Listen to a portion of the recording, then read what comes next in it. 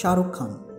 जी हाँ, बॉलीवुड इंडस्ट्री के किंग खान कहें या कहें बॉलीवुड इंडस्ट्री के देवदास, किसी भी नाम से उन्हें पुकारा जाए, हर एक इंसान के दिल में उनकी तस्वीर वही रहती है।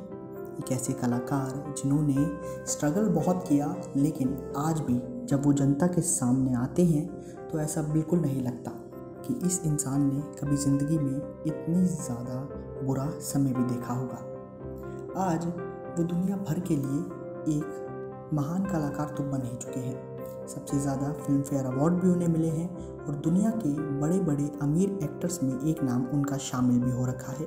लेकिन अगर बात की जाए इनकी शुरुआती ज़िंदगी की, तो इनकी ज़िंदगी की शुरुआत हुई थी दिल्ली से।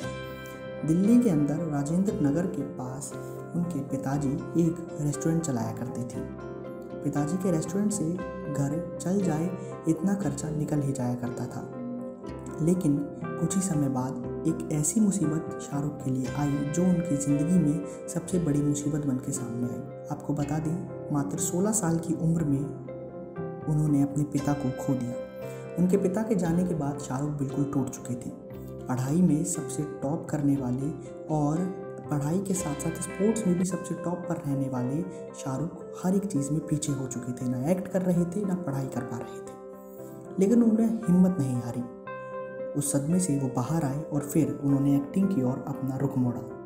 आपको बता दें, उस समय शाहरुख कॉलेज लाइफ में जैसे ही एंटर कर रहे थे, वैसे ही उनके दिमाग में एक बात आ चुकी थी कि इस बार मुझे पढ़ाई को थोड़ा साइड रखना है, क्योंकि एक्टिंग सबसे पहली वो चीज़ रहेगी मेरे लिए जिस पे मुझे फोकस करना है। और उन्होंने वही किया। इन्हीं सब चीज़ों की वजह से उन्होंने NSD में एडमिशन भी लिया। दिल्ली के कई थिएटर्स में उनका नाम गूंजने लगा, क्योंकि हर एक प्ले के अंदर वो ऐसे ऐसे किरदार निभाते जो हर बार यूनिक भी होते और जनता को पसंद भी आते। दिल्ली की सड़कों में वो एक ऐसे थिएटर आर्टिस्ट बन चुके थे जिसको हर कोई दिलीप जी से जोड़ते रहता।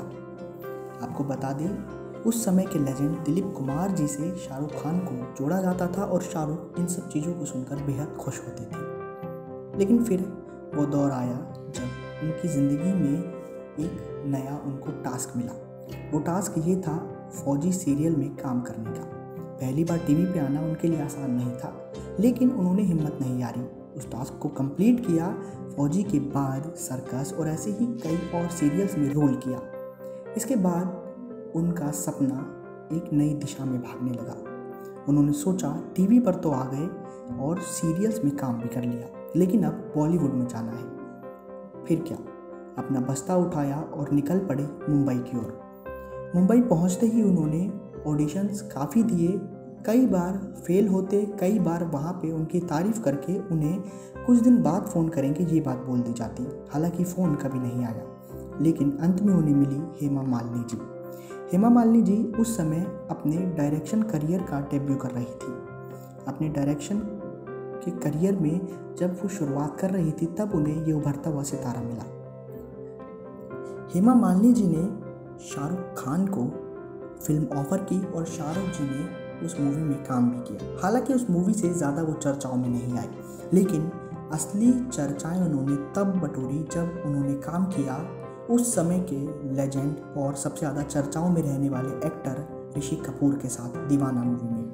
दीवाना मूवी में काम करने के बाद तो मानिए पूरी बॉलीवुड इंडस्ट्री उनके कदमों के नीचे आ गई हो, क्योंकि उसके बाद उनका करियर ऊपर उठते ही गया।